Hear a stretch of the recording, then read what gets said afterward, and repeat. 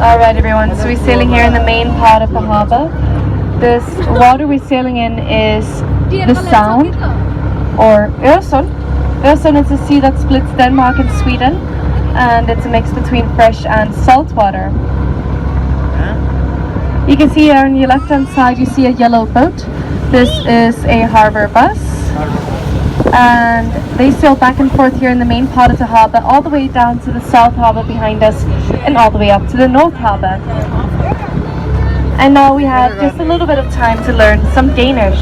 Very simple? No, not really. Danish is quite a difficult language, but I'll teach you some very simple words here. If you want to say thank you, you say tak. If you want to say thank you very much, you say mange tak. If you want to say hello, you say hi. If you want to say goodbye, you say hi hi. Very simple. Tak, mange tak, hi, and hi hi. If you look here to your left hand side, we see the Standard. The Standard, it used to be a ferry terminal for the ferries sailing here between Copenhagen and Malmö in Sweden. We don't do that very much anymore. Today it is just for restaurants in there, since we have a bridge spanning the water.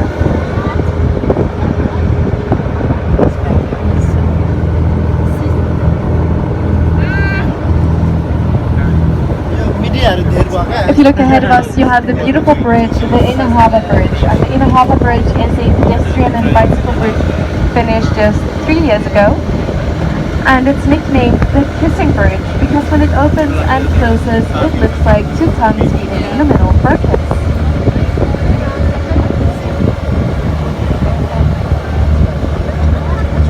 If you look to the left hand side, we have the New Harbour.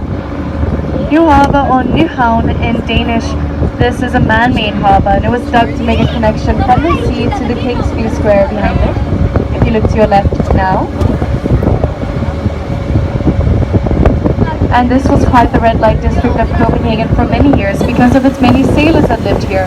We all moved away approximately 50 years ago, and since then it's been perfectly fine to come here with family or friends.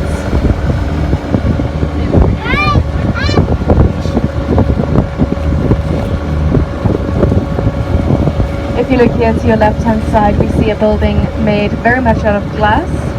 This is the Royal Playhouse. The Royal Playhouse, it is a theatre, part of the Royal Theatre, and it is quite an interesting building as it is very environmentally friendly.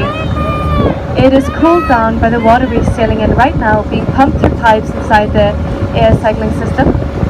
And then we also have a heating system that's these special walls, and they suck in heat, or they can keep the heat that is generated inside naturally, such as the heat from the lights on stage and heat radiating off the audience. So that is stored inside the walls and then released when necessary to heat up the building. Quite interesting.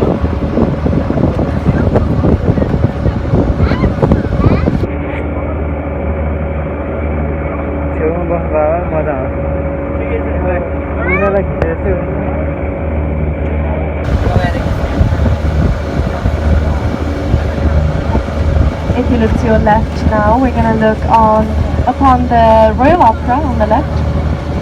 The Royal Opera was finished in 2005 and was a gift to us from Henning Larsen. From Maersk, sorry. Henning Larsen was the architect, and Henning Larsen is a Danish architect. He designed 14 stories, 5 of those are underground, so it's a much larger building than you can see from out here. And the Royal Opera is located on Holmen. Holmen are these 5 islands on your left hand side. And they were built back in the day to make a home for large wooden ships. Wooden ships started a lot of fires inside the smaller canals of the city, so they built this area far away from the inner city to store those ships at. For many years it was the Danish Navy that was located out here, but today we have the Center of Artistic Educations here, such as architecture, music and theatre. Now everyone, we have a low bridge coming up, so please everyone, sit down. Just to teach people how to sail this kind of ship. And it is a full rig ship. That's when you have, for example here, 3 masts, and on every mast there's 5 sails. And so that's called a full rig ship. This is the smallest full rig ship in the world, and it takes in 60 students every semester to sail around the world. can learn how to sail one of these very traditional ships.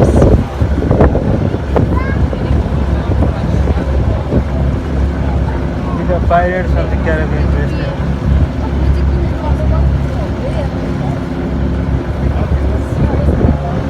And that is Amabage. Amabage is a trash incinerator, so it burns trash to produce energy. It's the most efficient one in the world today, burning 60 tons of trash an hour, which is so much we actually import trash now to burn here. And you can see the slope on the outside of the building. That is actually a ski slope. So if you'd like to go skiing in Copenhagen, this is the only spot you can do it. And it is the tallest mountain in Copenhagen, tallest building we have. You can see up on shore we have a submarine. This submarine is named Selen, or the Seal in English, and was bought from Norway in the 70s to protect our coast during the Cold War. It was last active during the Iraq War, and since then it's been a museum here on shore. We also have the mast crane, which is a building with a wooden structure on the roof, and that was used during the 18th and 19th century to build wooden ships out here at Holmen, and specifically to raise the mast upon the ship. We don't do that very much anymore, so it is purely decorational today. You can also see the Danish flag out here on the right hand side, and the Danish flag is named Dannebro. And Dannebro is the oldest national flag in the world. Just last week it was turning 800 years old.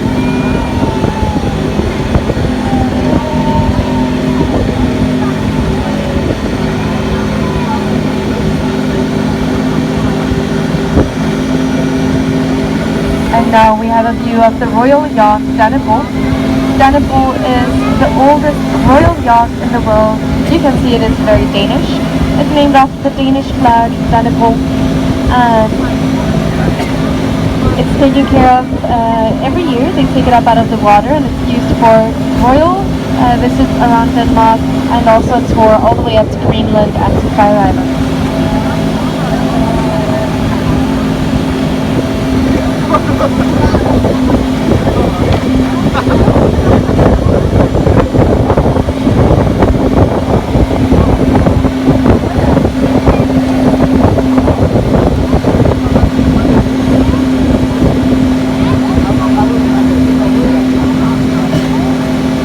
On your right hand side we have Battery 60 Sports by the Danish flag. Battery 60 was built to fortify the opening of the Copenhagen harbour. And from here we have an old tradition where they fire a cannon shot every sunrise and sunset. Every day it's still today, and that is the signal when to hoist and lower the Danish flag, as it's not allowed to be hoisted when the sun is not up. And now he is looking straight into the houseboat harbour on the right hand side.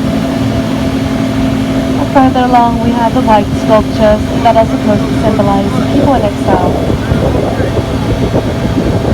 The island on your right hand side is named Refshaløen, and Refshaløen is, or it used to be, the biggest workplace in Denmark, as we had the biggest shipyard in the world here. When that shipyard closed down, the industrial background made this the perfect place for electronic music concerts as well as art galleries.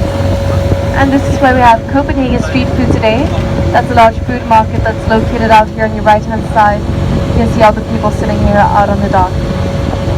This is a place for you to get food from all around the world, and you can see the Mikkeller brewery is also located here. And Mikkeller, it is a local brewery. If you like beer, it's perfect for you. They have some local beers. They brew everything right here in these locals, in this building here, in a very specific, traditional way.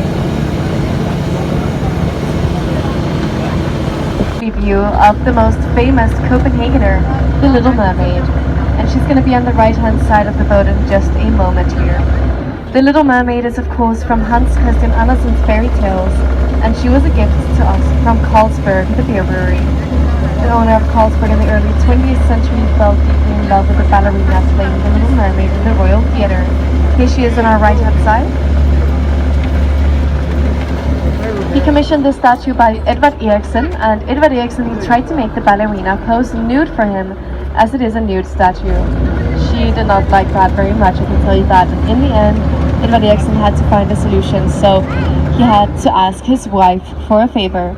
What we can see here is Edvard Eriksson's wife's body, but the ballerina's face. And she's been here for 110 years now, approximately.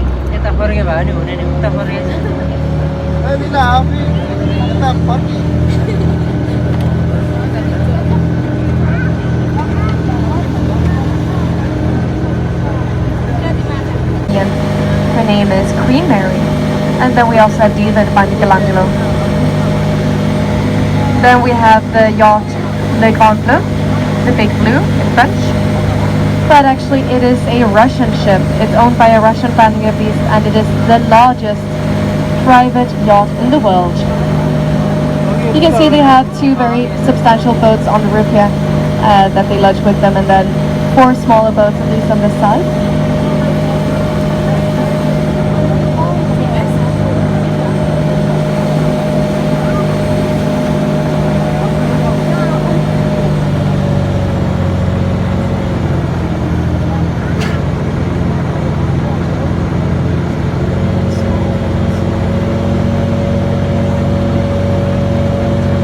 If you look up here on your right hand side, you see the Royal Castle Amalienborg. Amalienborg consists of 4 castles built for 4 noble families originally. When Christiansborg burned down the second time, the royal family they moved in here, and they have been staying here ever since. The castle on the right hand side out towards the water, that is Crown Prince Frederick's and his wife's Mary's. We can see that they are home today since the flag is hoisted on the roof. Then the castle on the left hand side out towards the water, that is Queen Margaret's. She is sadly not home today. In the background you can see the marble church, or Frederick's Church. That is the largest dome church in Scandinavia, and it took 120 years to finish, not because it was so difficult to build, but because of political and budgeting issues.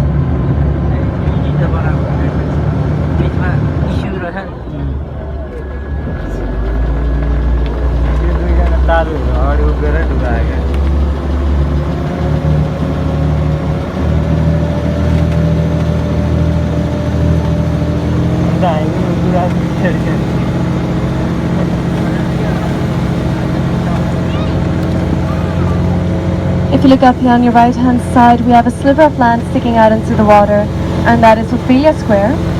Ophelia Square, it doesn't look like much on the outside, and I can tell you it's not much on the inside either. This is a parking garage. What is exciting about it is what happens on the roof here. It's a big open space, a lot of sun in the central city, and this is used for many different events. Usually they host a bonfire here as well, and we also have the Iron Man that's being hosted here tomorrow.